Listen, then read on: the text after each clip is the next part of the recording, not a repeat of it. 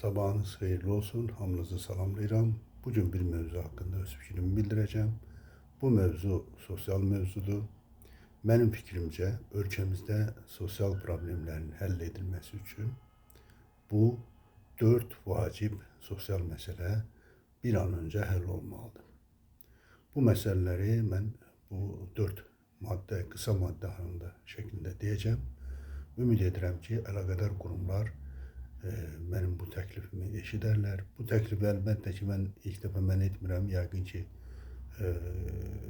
siz də izləmisiniz, edən təklifi verənlər olub, müxtəlif platformalarda dilə gətirən olub, amma mən də lazım bildim ki, bunu cəmləşdirib bu 4 vacib sosial məsələni və məsələnin həll yollarını sizinlə paylaşam.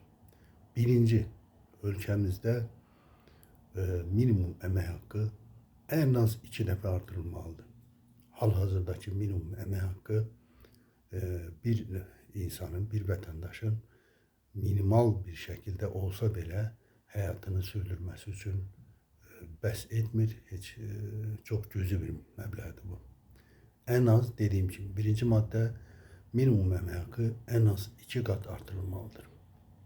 İkinci madde bu uşaqlara, bütün uşaqlara doğulduğu gündən 18 yaşa kadar müavinət verilməlidir. Uşaq pulu verilməlidir.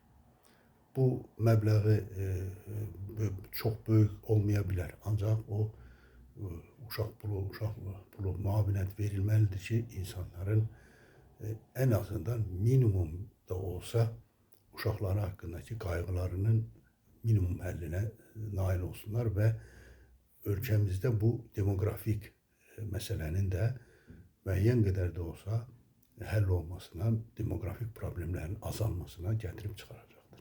Bildiğiniz gibi bugün uşaqlar Azərbaycanda yeni aileler uzun sürmür, tez dağılır, uşaq sayı gün-gündən azalır. Bütün bunların, bu problemleri müəyyən qədər də olsa həll etmək üçün ölkədə bütün uşaqlara, istisnasız olarak bütün uşaqlara doğulduqdan 18 yaşa kadar uşaq pulu müavinət verilməlidir. Üçüncü məsələ, ölkəmizdə təqaüd yaşı 65'ti bilirsiniz, hem qadınlarda hem kişilərdə. Bu çox böyük bir rəqəmdir və ölkəmiz üçün, ölkəmizin iqtisadi, sosial vəziyyətini düşündükdə bu olduqca ağır bir rəqəmdir. Bu rəqəm en az 60'a indirilməlidir. Əslində mən bunu uzun illərdir bütün platformalarda paylaşıram, dəfələrlə paylaşıram və deyirəm ki, ölkəmizdə təqaüd yaşı qadınlarda 55, kişilərdə 60 olmalıdır. Ancaq heç olmasa məsələnin müəyyən qədər də həll etmək məqsədilə həm qadınlarda, həm kişilərdə təqaüd yaşı 60'a indirilməlidir. Və bu mütləq edilməlidir. Çünki gün-gündən özünüz də bilirsiniz, dünyasını dəyişənlərin əksəriyyəti 60 yaşından aşağıdır. Bunu statistik məlumatlar da verir. Ben indi o statistik məlumatlara girməyəcəm. Özünüz də baxıb görə bilərsiniz. Elə ətrafınızda olanları düşünərək, nəzərə gətirərək də bunun belə olduğunu görəcəksiniz. Bu üçüncü problemdir. Dördüncü problem. Bu da əhalimiz üçün, vətəndaşlar üçün oldukça vacib sosial məsələdir, sosial problemdir. Ölkəmizdə qaz və işığa tətbiq olunan limitlər ləğv olunmalıdır. Ölkəmiz bildiyiniz kimi təbii ehtiyatlar baxımından olduqca zəngindir. Su baxımından da olduqca zəngindir. Bəzi təbii ki, dırnaq arası iqtisadçılar, dırnaq arası ekspertlər yox, Azərbaycanda su problemi var veya bu ne bileyim bu problem var, o problem var. Hayır, o problemler yoktu. O problemler ya o varsa bile onların sebebi düzgün idare olunmama, efektif idare olunmama, meseleye düzgün yanaşılmama sebebindendir. Azerbaycan'da dediğim gibi 4. madde su, ışık, gaz ve işığa hal-hazırda limitler olunur. Bu limitler ləğv olunmalıdır. Burada bir mesele var, bu həqiqətdir ki, bunların su, işıq, qaz, bunların əldə olunması, maya dəyəri bəlkə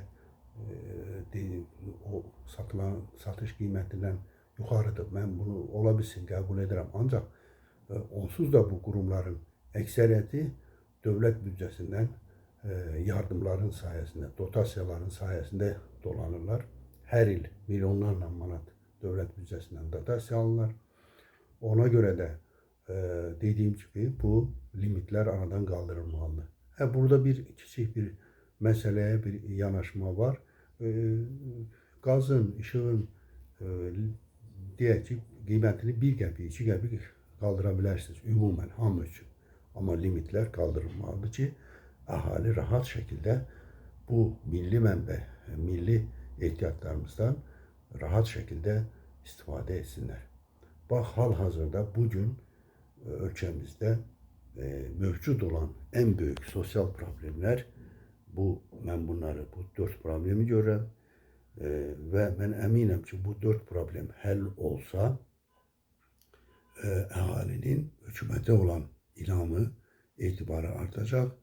Ölkəmizdə əhalimiz, vətəndaşlar daha yaxşı yaşayacaq və daha firavan həyat sürəcəklər.